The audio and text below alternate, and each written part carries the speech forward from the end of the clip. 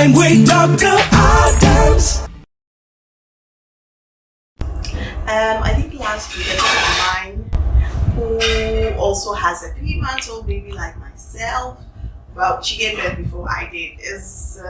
Was resuming work, and she contacted me about how worried she was leaving her 3-month-old baby with a nanny.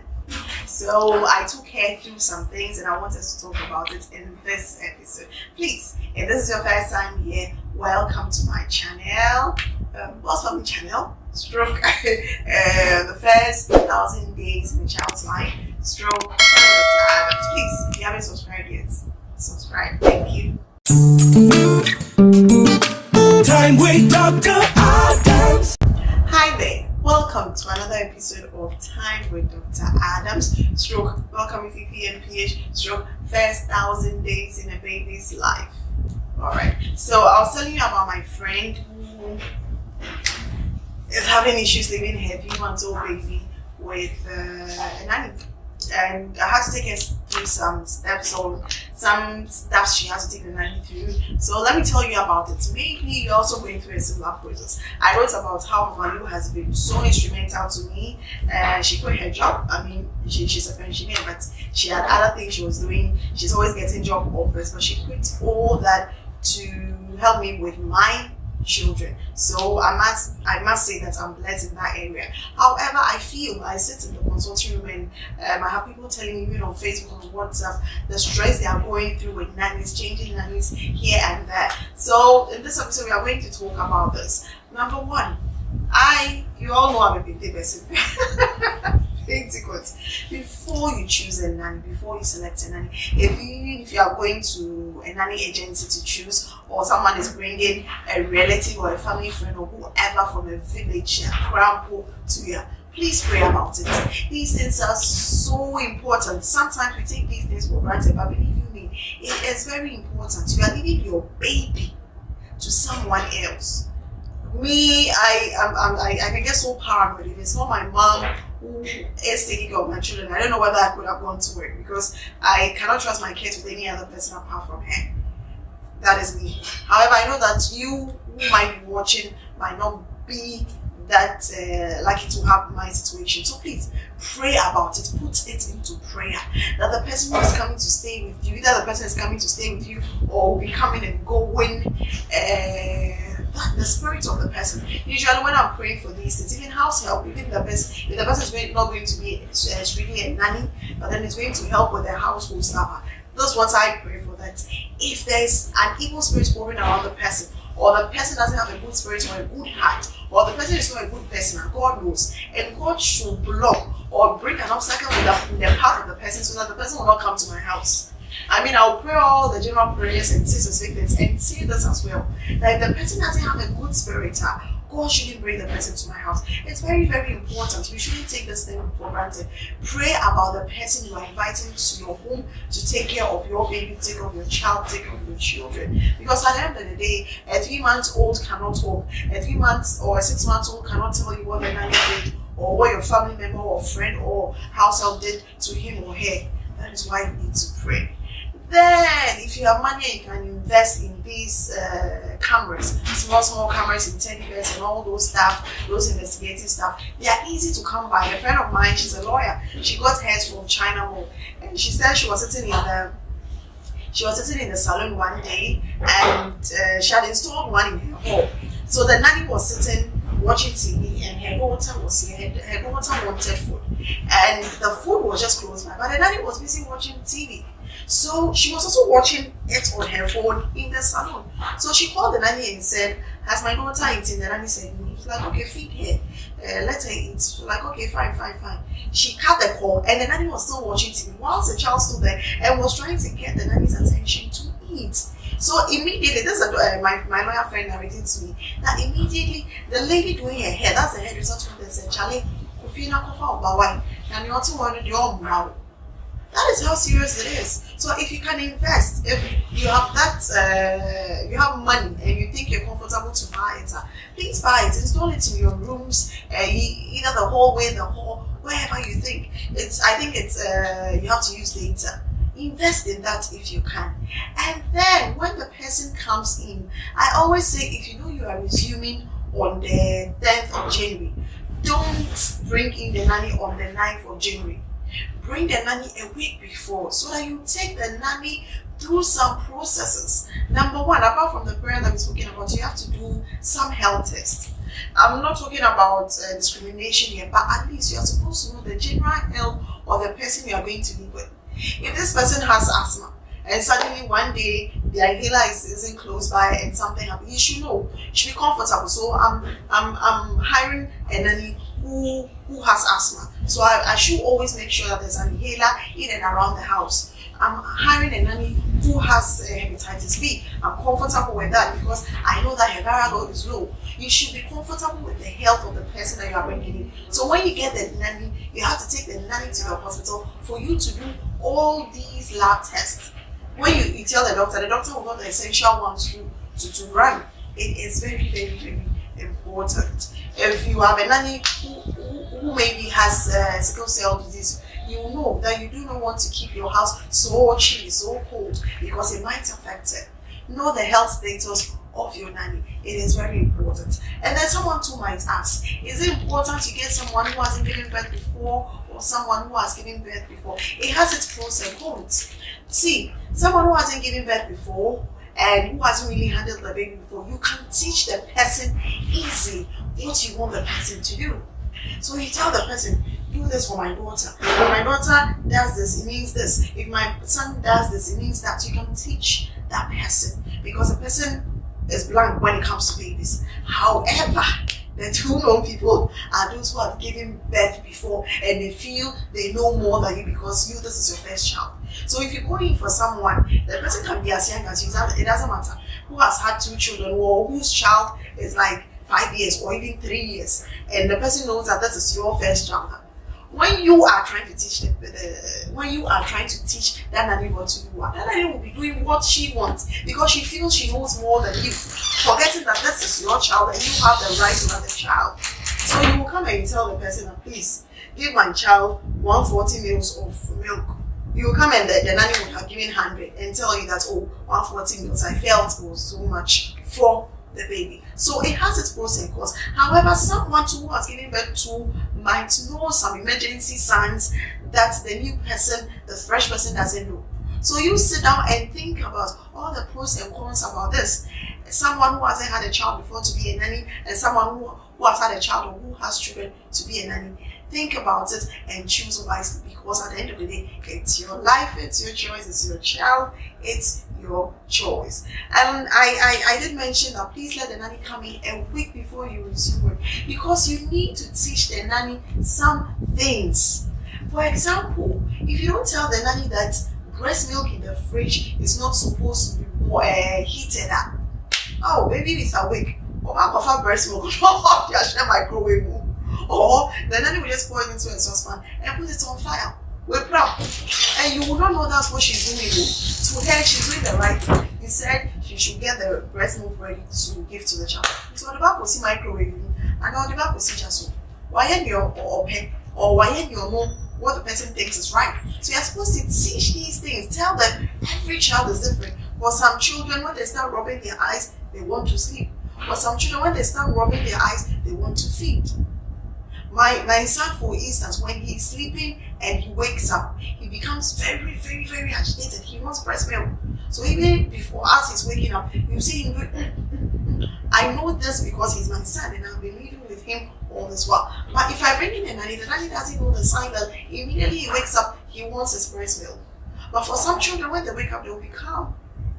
So let the nanny come in a week before. And please, when the nanny comes in a week before, try to teach the person personal hygiene. It's very important.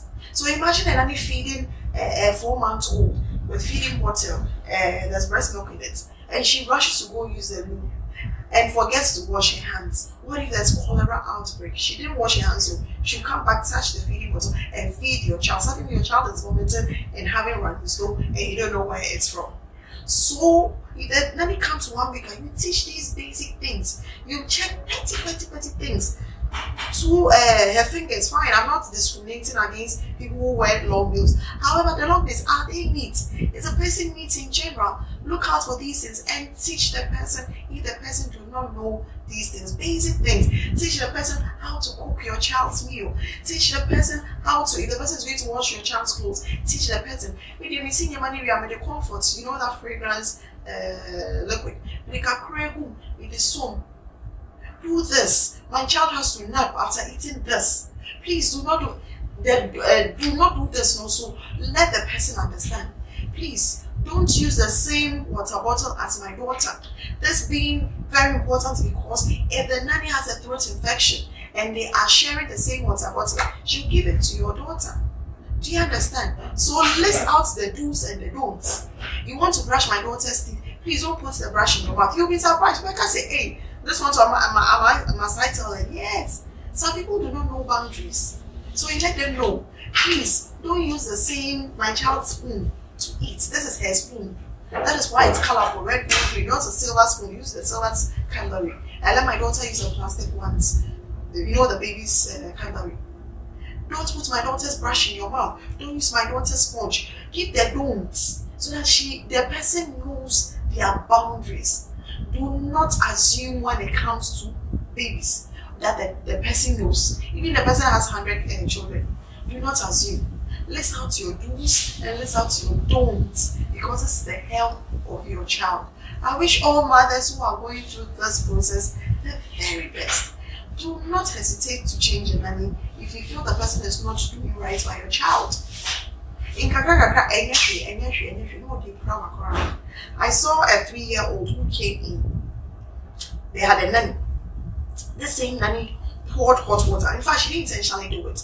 She had a kettle in one hand. The child was crying, so she went to pick the child up. And somehow she confused the hands and poured hot water on the child.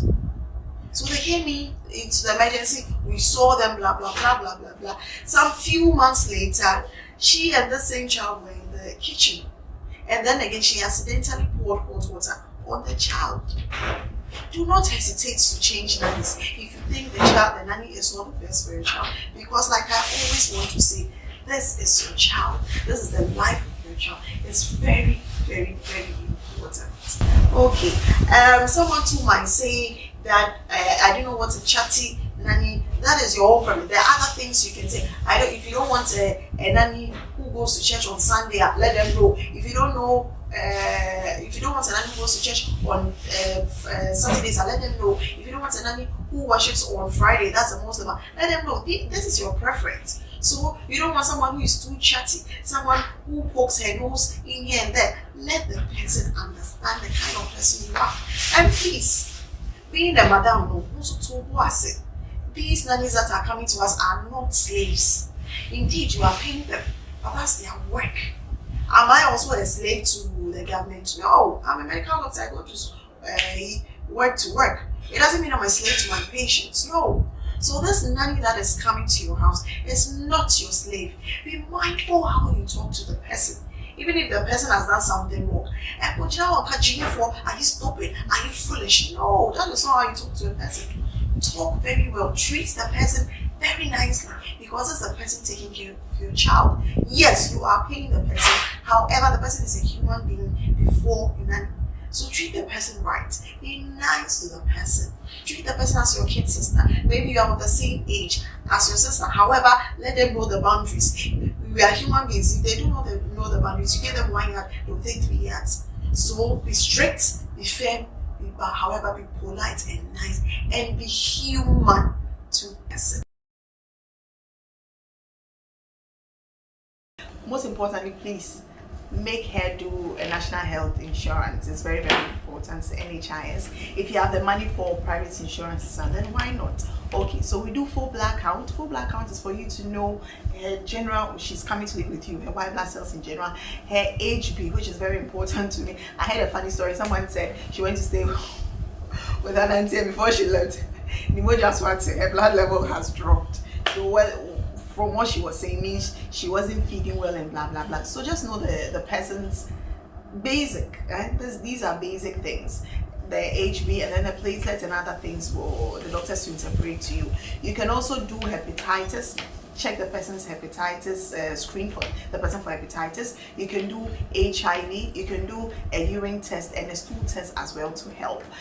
When you go to the doctor, you can also have a conversation with the doctor. If they feel they need to do some other things, they will let you know. For example, if the nanny came in coughing and she's telling you she's been coughing for 3 months, you want to test for tuberculosis and no, you are not having anyone who has TB in your house. She gets better treated and gets better before she comes. Your doctors who might add some other lab tests they feel it's important.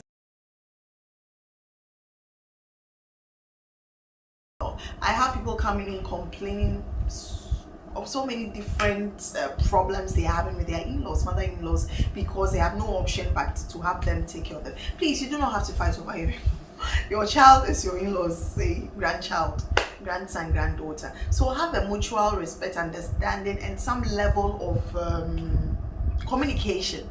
If you find it difficult talking to your in-law, then you should be talking to your husband. So for example, someone told me that she came back and her in-law had not changed the child's diaper the whole day. She wasn't so happy, but she didn't know how to communicate to the child. So I talked to the in-law. So I told her, talk to your husband and say, hey. And also, don't go and attack your husband. Hey, do you know that when you went to work, your mother didn't change baby's diaper the whole day, the whole afternoon? No. Oh, Charlie, as a mommy say, Junior, the whole day you saw one diaper, but me checking us I went to Kakra.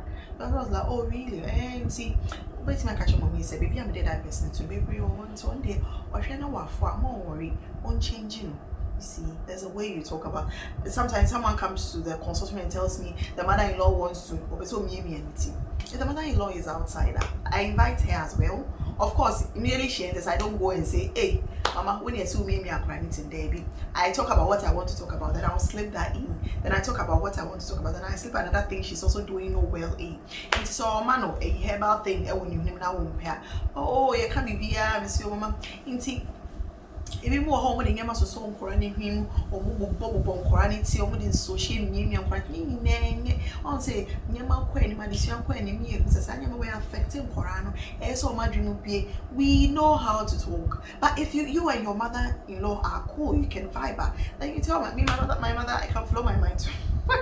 She does something and she didn't do well, I go flow on my loop, you see. So you have to have that basic level of respect for each other and communication. If it's difficult for you to communicate to your mother-in-law, go through your husband. So generally, when you are leaving the nanny, I've been saying a minimum of 1 week. If you have that leisure and you have you can afford that, the nanny can even come and live with you for like 2 weeks or a month before you go to work. Always before leaving, whether it's your sister or your mother or your mother-in-law or a different person who is a nanny, let them know. In case of emergency, call me or call daddy. If you don't get me and you don't get daddy, who are you to call? If there's an emergency at home and I'm telling you meet me at the hospital, make sure that this nanny knows the hospital to take the child. So for instance, you work at Tema and your child, you live in Ablekuma, there's an emergency. You cannot afford to drive all the way from Tema to go home before you take the child to the hospital. But if this nanny knows where to take the child to the nearest hospital, you tell the person, you send the person to that hospital before. Into when you say, in case of an emergency, the child has a fever, the child is vomiting terribly, the nanny will take the child there before you get back home.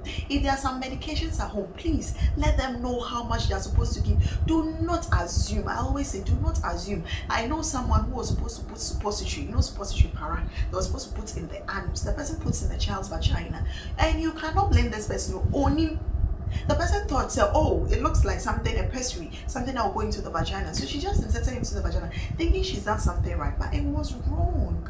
So do not assume. If it's your mother-in-law, anyone, do not assume. Wako school or uncle school, do not assume the person knows. Tell the person, oh man, no man ahi, oh man the whole bottle, oh man a half. Tell the person 5 meals, 2.5 meals, and that's okay. In case of this, do that. Specifically sit the person down, tell the person the do's and then the don'ts. Let the person understand these things. Emergency, do this, do not do this. Go and call this neighbor, don't call this neighbor. Okay, all right. it's going to be hard, but we are going to overcome this. Thank you for staying with us. If I left anything out about nannies that you want us to know, you want us to share, I like it when we share things. So let me know in the comment section below the precautions you also took before you had a nanny. If there are any questions, if there are any contributions, if there's any topic you want me to cover, please let me know in the comment section below. Please like, comment, share, and do not forget to subscribe. Bye.